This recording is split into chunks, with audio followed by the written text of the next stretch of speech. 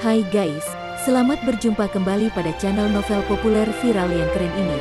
Saat ini admin akan menghadirkan sebuah novel yang viral dengan alur cerita yang sangat menarik dan seru, yang berjudul Kaisar Agung Seni Bela Diri.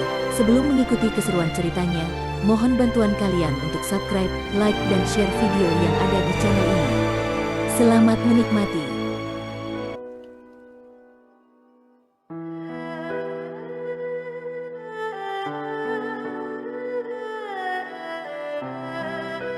Kaisar Agung Seni Bela Diri, Bab 113.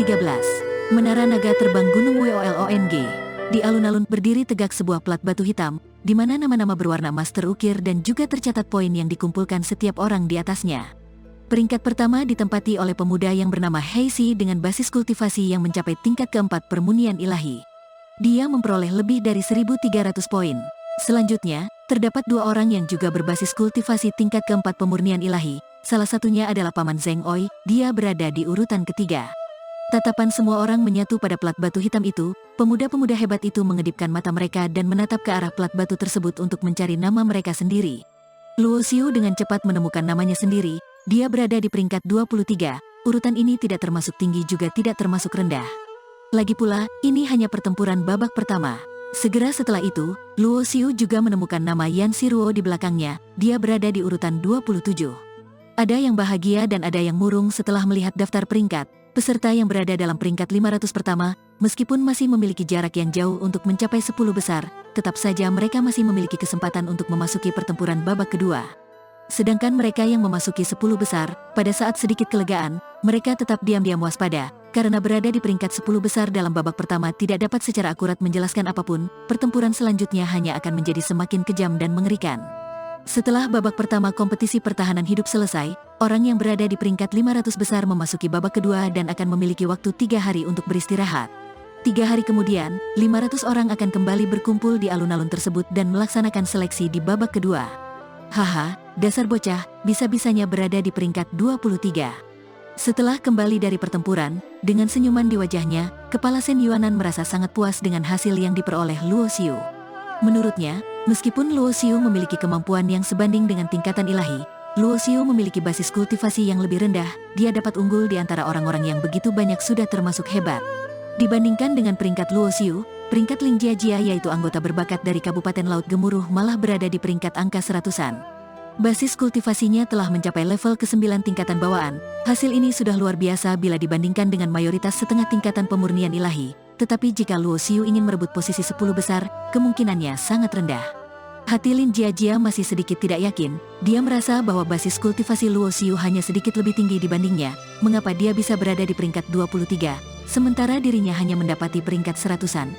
Pada saat ini juga, Shen Yuanan menyadari akan basis kultivasi Luo Xiu, dia dengan raut wajah terkejut berkata, apakah kamu telah mencapai tingkatan pemurnian ilahi? Sebagai Raja Bela Diri yang terkuat dalam alam 5 tingkat, indera spiritual Shen Yuanan begitu sensitif, dengan sedikit perhatian saja dia sudah bisa menyadari bahwa adanya perubahan napas yang jelas di tubuh Luo Xiu.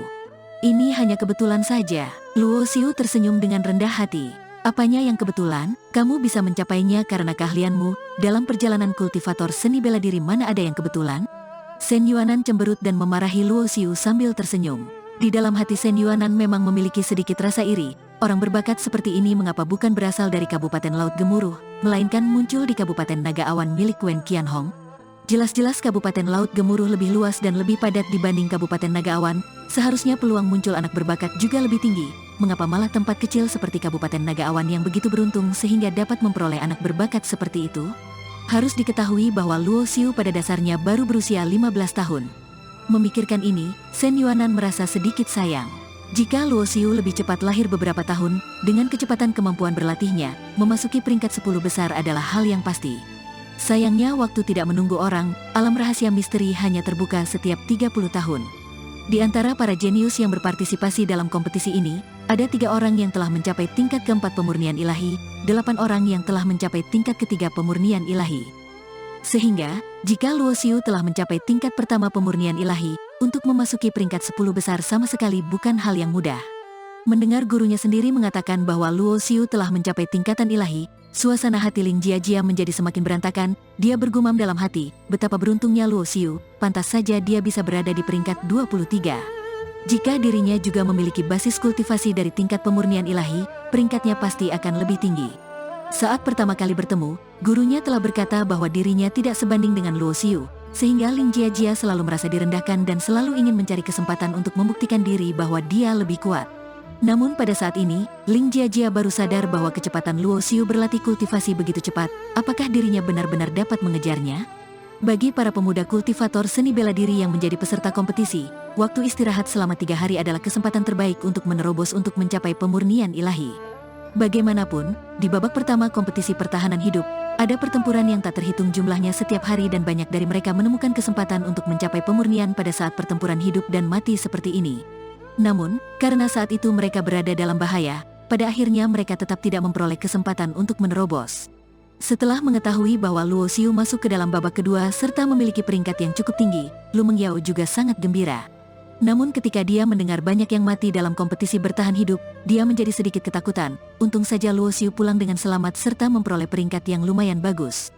Hanya di babak pertama saja telah gugur hingga tersisa 500 orang dari 100.000 orang. Ada 2 hingga 30.000 di dalam orang telah gugur yang belum sempat menghancurkan token giok berwarna merah sehingga tubuhnya hancur. Maka dari itu, tingkat kematiannya juga tidak termasuk rendah.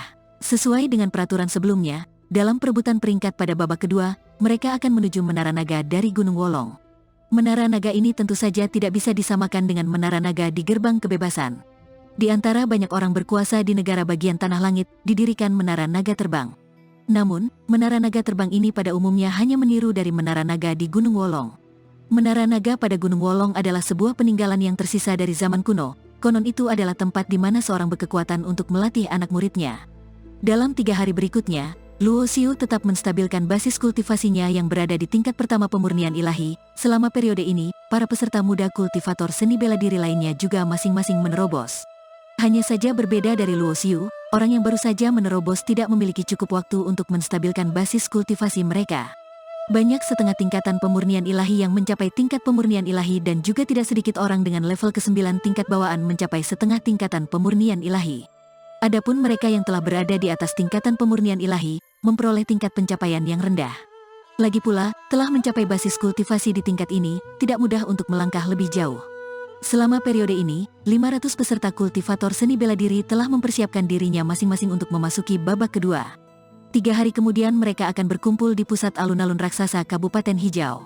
Saat Luo Xiu sampai di tempat ini, dia melihat telah ada puluhan ribu orang yang berkumpul di sekeliling alun-alun dan ada perahu berwarna hitam di tengah alun-alun yang panjangnya mencapai 30-an meter. Pada bagian atas perahu terukir berbagai ukiran teknik formasi dan aksara.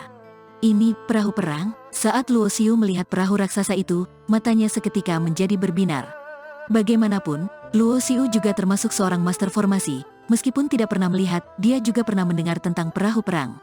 Ini adalah sejenis harta yang hanya berhak dimiliki oleh seniman bela diri yang terkuat.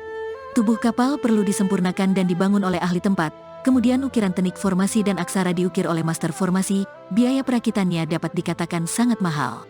Alasan mengapa itu disebut sebagai perahu perang adalah karena alat ini memiliki kekuatan tempur yang sangat kuat.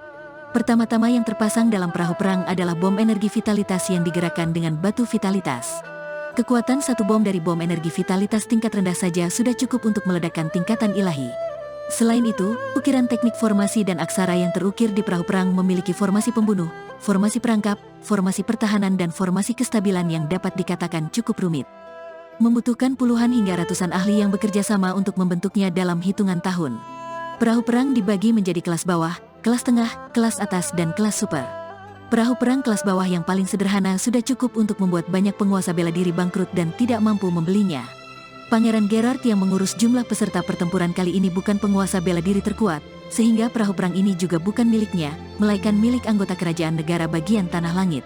Menurut banyak orang, anggota kerajaan negara bagian Langit Tanah yang meminta Pangeran Gerard untuk membawa perahu perang ini ke sini, tujuannya adalah untuk menunjukkan keagungan anggota kerajaan dan menampilkan kehebatan keluarga kerajaan. Perahu perang ini benar-benar kuat. Andai saja aku bisa memiliki kapal seperti itu. Berhentilah bermimpi. Bahkan jika aku memberimu satu, apakah kamu bisa mengatasinya? Aku dengar bahwa untuk menggerakkan perahu perang dibutuhkan energi yang kuat. Penguasa bela diri pada umumnya saja tidak mampu membelinya. Semua orang yang melihat perahu perang ini, hatinya akan dipenuhi dengan rasa takjub, karena benda ini adalah hal yang legendaris. Tidak hanya di 13 kabupaten negara bagian Tanah Langit, di tanah 6 provinsi pun hampir tidak memiliki benda berkualitas tinggi seperti ini. Dikatakan bahwa di seluruh negara bagian Tanah Langit, hanya keluarga kerajaan negara bagian Tanah Langit yang memiliki 2 perahu perang kelas bawah. Jika kekuatan setiap perahu perang dapat diaktifkan sepenuhnya, itu pasti akan menjadi senjata pembunuh yang paling menakutkan di medan perang. Perahu perang ini tampaknya kecil, tetapi geladak dan ruang internalnya sangat luas. Jelas, itu adalah ruang Sumeru kecil yang dibentuk dengan teknik formasi yang mirip dengan prinsip cincin penyimpanan.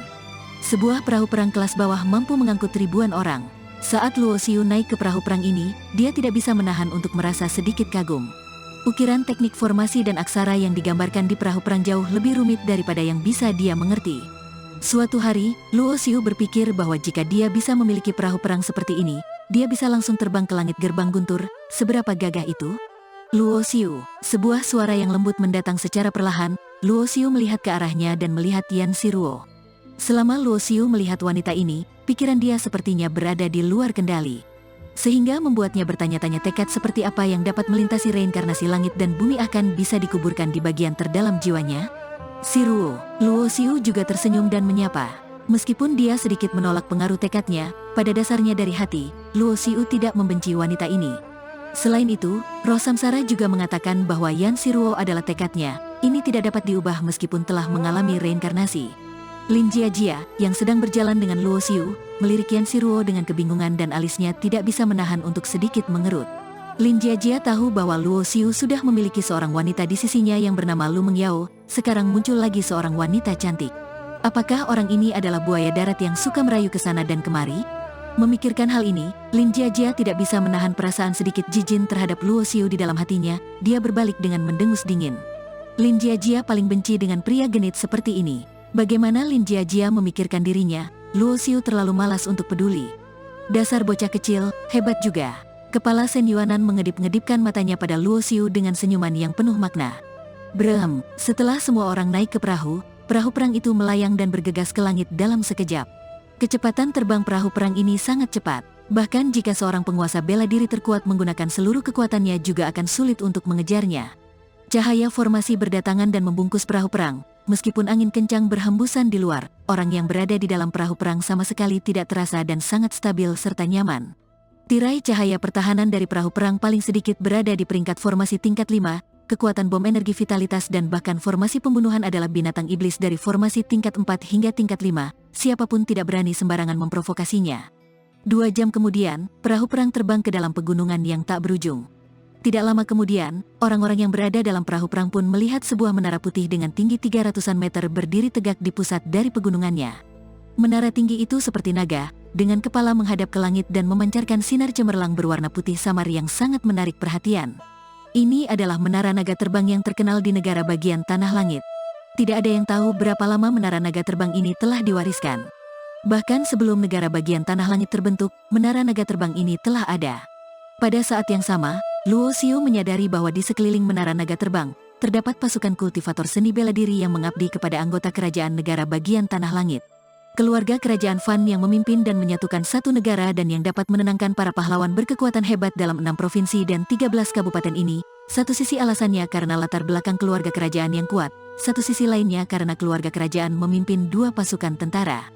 Pasukan Naga Putih dan pasukan Harimau Hitam. Di antara pasukan Naga Putih, terdapat penyihir formasi, ahli pemurnian pil dan ahli tempa. Sedangkan anggota yang ada di dalam pasukan Harimau Hitam adalah master yang benar-benar hebat. Anggota pasukan paling rendah pun merupakan Grandmaster bela diri bawaan, pemimpinnya adalah Raja bela diri dan jenderal besarnya berada di tingkatan penguasa. Menara naga terbang dijaga oleh sekelompok tentara Harimau Hitam yang dipimpin oleh seorang Raja bela diri.